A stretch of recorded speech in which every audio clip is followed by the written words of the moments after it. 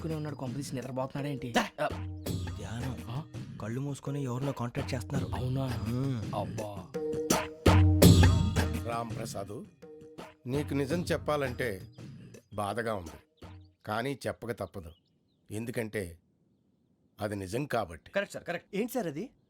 నీకు 40 ఏళ్ళు వచ్చే వరకు కష్టాలు తప్పవు గురూజీ. అవి మామూలు కష్టాలు కావు, అష్ట కష్టాలనే చెప్పాలి. ఉదాహరణకు అవి ఎలా ఉంటాయంటే, దొరక్క నీకు ఫుడ్ దొరికితే అది నీ నోటికందే లోగా నీ కాలో నీ చెయ్యో తగిలే మట్టిపాలైపోతుంది. నీ వాకలికి తట్టుకోలేక అప్పు కోసం ఎండను పడి వెళితే అక్కడ తాళం వేసి ఉంటుంది. మరో కఠోరమైన నిజమేమిటంటే, నీ దరిద్రాన్ని చూసి భరించలేక నీ భార్య లేచి వెళ్ళిపోతుంది. ఒక్కతేనా ఎవరితోనన్నా? తప్పు. అతని దురదృష్టాన్ని చూసి ఎగతాళి చేయకు రమణ. Sorry sir. ఇదయ్యా రాంప్రసాద్, నువ్వు ఈ 40 ఏళ్ళు ఈ నరకాన్ని అనుభవించక తప్పదు. 40 ఏళ్ళ తర్వాత అలవాటైపోతుంది. ఇక నువ్వు వెళ్ళొచ్చు. ఏమో వెంకటేశ్వరరావు, కులాసైనా రమ్మన్నారట. నీకు శుభవార్త చెబుదామని పిలిపించాను. ఏంటి గురూజీ? నీకు శుక్రమహాదశ ప్రారంభం అవబోతుంది. అంటే శనిగా సెట్ అయిపోయినట్టేనా? ఆల్మోస్ట్ అయిపోయినట్టే.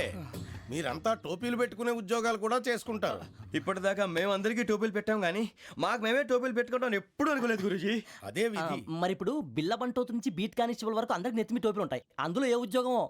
ఎస్ఐ గారు కూడా టోపీ పెట్టుకుంటారు తెలదా? ఏది మన చదివే చదువులకు ఎస్ఐ ఉద్యోగాలు ఇస్తారేంటి? గ్రహాలు శాసిస్తున్నప్పుడు చదువులతో పని లేదు. ఏబిసిడీలు చదివినా చాలు మీ జీవితాలు విచిత్రమైన మలుపులు తిరుగుతాయి. మీకు విపరీతమైన ఫాలోయింగ్ వచ్చేస్తుంది. మీరు చాలా ఫేమస్ అయిపోతారు. వింటానికి చాలా బాగుంది. ఇప్పుడు మమ్మల్ని ఏం చేయమంటారు గురూజీ? ఏమీ చెయ్యదు, వెయిట్ చేయండి. కాలం కలిసి వస్తే అదృష్టమే మిమ్మల్ని గేలం వేసి పట్టుకుంటుంది. అంతవరకు వెయిట్ చేయండి. వెయిట్ చేసి కొంచెం వెయిట్ కూడా పెరిగింది. అయినా పర్వాలేదు, వెయిట్ చేస్తాం. అందాక ఏ అప్పు సపోర్ట్ చేసుకుని తాగుతాం, బ్రతుకుతాం అన్నట్టు. అప్పు అంటే గుర్తొచ్చింది. అప్పు మీద మీ అభిప్రాయం ఏంటి గురూజీ? ఏంటరా ఇంత నుంచి మీకు ఎదుగుతున్నాను రా. ఇక్కడేం చేస్తున్నారు? మన టైం బాగుందిరా. ఎవడన్నా అప్పిస్తున్నాడా ఏంటి? కాదురా, ఉద్యోగాలు ఇస్తారమ్మన్నాడు గురూజీ. చూసారా, చౌదరిగా చెప్పింది నిజమే. మరి శుక్రమాదేశ్ మొదలైంది. ఇంతకీ ఎవరా మహానుభావుడు? నమస్కారం. అయినా నేను చెప్పింది. ఆహా, సాక్షాత్ ఎంప్లాయ్మెంట్ ఎక్స్చేంజ్ నడుచుకుంటూ వస్తున్నట్టు ఉంది. పదండి పట్టేద్దాం. నమస్కారం సార్. నమస్తే. వీలే సార్ మా ఫ్రెండ్స్. నమస్తే. నేను చెప్పానుగా, భగవాన్ గారు. ఆహా, పేరులోనే దేవుడు ఉన్నాడు. లోపల కూడా పాజిటివ్ థింకింగ్ ఎక్కువ. ఇంతకీ మీరు ఇండియానా చైనీసా? India sir. మా ఫేస్ చూస్తారు అనిపించలేదు మీకు? భలే కామెడీ ఫీల్ అలా ఉన్నాడు. అవును సార్. నేను అడిగేది ఇండియన్ రెస్టారెంటా చైనీస్ రెస్టారెంటా అని. నేను ఏది ఓపెన్ గా డిస్కస్ చేయను కదా. పేరు చూసి స్కూల్లో డిస్కషన్ పెడతాడు అనుకుంటే వీటేంట్రా హోటల్ అంటున్నాడు. బాబు ఎట్ ఫీల్ అవుతున్నాడు. అంతా మీ ఇష్టం ఉంటున్నాడు సార్. ఫస్ట్ చైనీస్ రెస్టారెంట్ కి వెళ్దాం. నెక్స్ట్ అక్కడ డిసైడ్ చేద్దాం. చాలా ఇబ్బంది పడుతున్నట్టున్నారు. నువ్వు చేత్తో తినే బాబు. నేను జనరల్ గా చైనీసే ప్రిఫర్ చేస్తాను. ఫ్యాట్ కంటెంట్ తక్కువ ఉంటది కదా. రేపు నుంచి మేము కూడా ఇదే ఫాలో అవుతాం. ఇంతకీ మీకు స్టీల్ ప్లాంటా, షిప్ యార్డా, ఏషియాడా, జింక, బంక, హెచ్పిసిఎల్. ఇవన్నీ దేనికి సార్? దేనికేంటి? ఉద్యోగం చేయడానికి. మీకు ఎందులో కావాలో చెప్పండి. నేను అమలపోతున్నారా? ఏంటయ్యా డిస్కషన్స్? మాకు నీ ఛాయిస్లు ఉంటాయి అనుకోలేదు. మీరు సడన్ గా జింకు బంకు అంటే సింక్ అవడానికి కొంచెం టైం పట్టింది. అదే అదే జేసీ గారు టోపీలు పెట్టుకుని ఉద్యోగం అన్నారుగా. వీటిలో టోపులు పెట్టుకునే జాబ్లు ఎక్కడ ఉన్నాయండి? అన్నిటిలోనే ఉంటాయి, వాటిలో కూడా ఉంటాయి. వాచ్మెన్ ఉద్యోగం కావాలా? ఇంతకీ మీరు అనే జాబ్ ఏంటి సార్? నేను చెప్పేది టోపులు పెట్టుకునే ఉద్యోగం కాదు, టైల్ కట్టుకునే ఉద్యోగం. అది టైల్ కట్టుకోవటం మాకు రాదు. వాళ్ళు కడతారులే. ఇంతకీ మీకు జిఎం కావాలనా, ఏ జిఎం కావాలనా? అట్లా పిలుస్తున్నాడు చూడు బాబు. జిఎం అడిగితే ఎలా ఉంటుందంట? ఏజీఎం అంటే వెంటనే కొంచెం పెద్దదిగా ఉంది. అడుగు. ఏజీఎం ఇప్పించండి సార్. అనుకున్నాను నువ్వు ఇది అడుగుతావని. జిఎం అంటే జనరల్ మేనేజర్, ఏజిఎం అంటే అసిస్టెంట్ జనరల్ మేనేజర్. తూచండి, మాకు జిఎంఏ కావాలి సార్. అది సరే కానీ భగవాన్ జీ, ఈ ఉద్యోగాలకి టోపులు పెట్టుకుని వెళ్ళొచ్చా? నీ ఇష్టం వచ్చినట్టు వెళ్ళొచ్చమ్మా. అయితే నాకు జింక్లో నాకు స్టీల్ ప్లేట్, నాకు బంకులో గానీ. కన్ఫ్యూజ్ చేయగానే ఆయన్ని అందరికీ ఒక చోట ఇప్పించండి సార్. కలిసి పని చేసుకుంటాం. జీతం ఎంతండి? 30,000 అంటే 40,000. వడ్డీ ఎంత? అప్పు కాదయ్యా, నీకు ఇచ్చే జీతం. అంటే తిరిగి ఒక్కలేదా? ఫ్రస్ట్రేషన్ లో ఉన్నట్టున్నాడు. అవునండి. నువ్వు ఇచ్చిన వాళ్ళు తీసుకోరు. మాకు అవసరం కూడా అదే. అంతేకాదు ప్రతి నెల గ్రాట్యుటీ, పిఎఫ్, సిఎఫ్. బియ్యం కూడా సార్? ఏ నువ్వు యాక్ట్ చేస్తావా? భగవాన్ జీ, మీరు ఇదంతా ఎందుకు చేస్తున్నారు?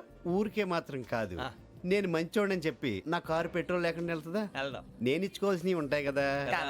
ఇలా చూడు, అందుకని ఉద్యోగానికి వాళ్ళ ఆకారం తీసుకుంటా. మా గెటబుల్ చూసి మీరు అపార్థం చేసుకుంటున్నారు. మాకంత పొజిషన్ లేదండి బాబు. పోనీ నలుగురు కలిసి ఉద్యోగం చేసుకోవచ్చా? మీ దరిద్రం నాకు అర్థమైంది. థ్యాంక్స్. మీ నలుగురు కలిసి ₹1,00,000 ఇవ్వండి చాలు. నేను నమ్మనరా, డబ్బుల విషయంలో అసలు నమ్మను. నాన్నగారు మీరు అలా అంటాం భావ్యం కాదు. ఏదో జేసీ గారి సిఫార్సు వల్ల శని గారు సైడ్ అయ్యి శుక్రవారం మొదలైంది. ఉద్యోగం దానంతటి అదే వెతుకుంటూ వచ్చింది. అందుకని ఇంకేం కావాలో చెప్పండి. స్టీల్ ప్లాంట్ లో జీఎం అని పెద్ద పోస్ట్ అమ్మా.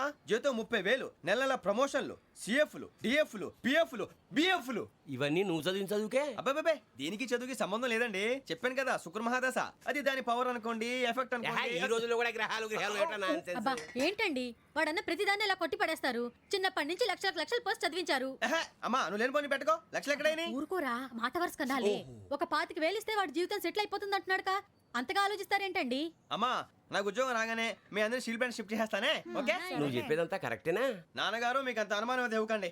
సర్లే, ఇప్పటికిప్పుడు అంత డబ్బు అంటే కష్టం కానీ నా కెనటిక్ హోండా అమ్మాలి. నాకు తెలుసు మీరు ఆ నిర్ణయం తీసుకుంటారని, అందుకే పార్టీని పట్టుకొచ్చాను. బయట వెయిటింగ్.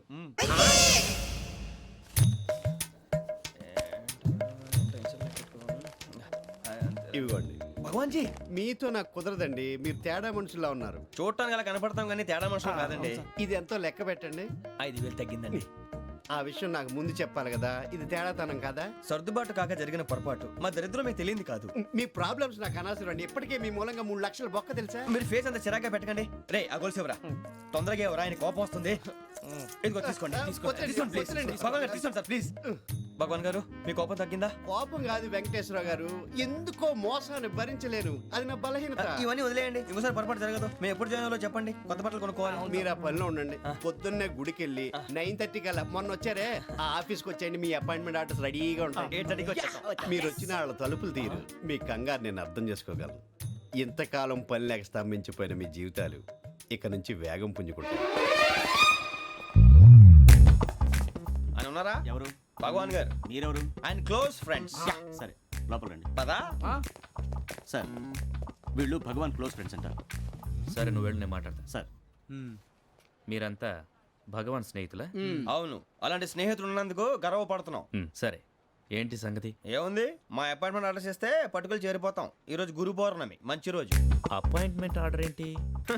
మీకు అందాల్సిన నీకు అందనట్లేదు. ఏంటది? ఏంటంటావేంటి? ఒక్కోడు 25,000 ఇచ్చాం.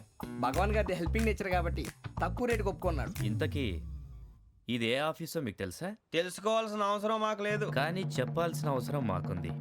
యాంటీ కరప్షన్ బ్యూరో అంటే అవినీతి నిరోధక శాఖ. లంచం తీసుకోవటమే కాదు, ఇవ్వటం కూడా నేరం. మీ భగవాన్ గారు ఒక 420. మా బాబుకి ఎన్ని తిట్లు వచ్చిన విషయం నిన్నే తెలిసింది నాకు. ఇంతవరకు మా బాబు నా ఒట్టుమే చేయలేదని మీ అందరితో గర్వంగా చెప్పుకునేవాడిని. First time man handing record 5,000 తక్కువ నా గోల్ చెలుగు లాగేస్తున్నాడు. అరే కోపడకండి రా, వాడు ఇక్కడే దొరుకుతాడని మా ఫ్రెండ్ చెప్పాడు. తొక్క దొరుకుతాడు. మీకు జింక్ లో కావాలనా, బంక్ లో కావాలనా, స్టీల్ ప్లాంట్ లో కావాలనా, షిప్ యార్డ్ లో కావాలనా? అంటే ఎక్కడ పడితే అక్కడ ఇప్పిస్తారా సార్? ఎక్కడ పడితే అక్కడ ఎలా కావాలంటే అలా చేసుకుందాం. ఇబ్బంది ఏమీ లేదు. ఆపరేషన్ లో కావాలనా? అవి గేమ్స్ కదా సార్. ఆ స్పోర్ట్స్ కోటా లేవయ్యా. ఏమైంది సార్? ఉద్యోగాలు ఇప్పించమని ఎంట పడుతున్నారు. నువ్వు టచ్ లో ఫోన్ చేయ.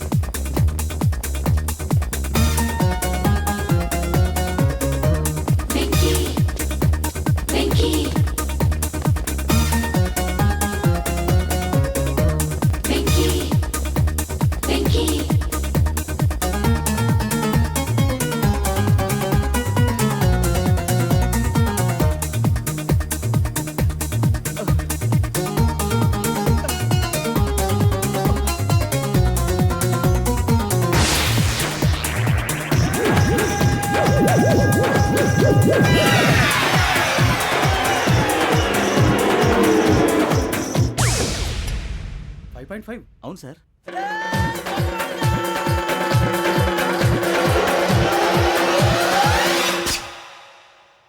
గ్రేట్.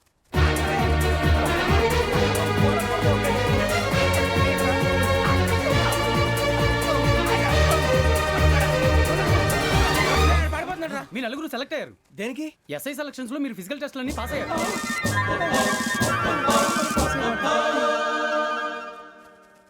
కానీ మేము అప్లై చేయలేదు సార్. అప్లై చేయలేదా? చేయి వదలకండి సార్, కాలు పట్టుకోవాల్సి వస్తుంది. రాగరాకు వచ్చిన అవకాశం. సరే, మీరంతా డిగ్రీలు పాస్ అయ్యారా? ఎప్పుడో. ఓకే, ఇప్పుడు అప్లై చేయండి. Thank you sir. నేను మేనేజ్ చేస్తాను. Thank you sir. మీరు రిటర్న్ టెస్ట్ ప్రిపేర్ అవ్వండి. అలాగే సార్.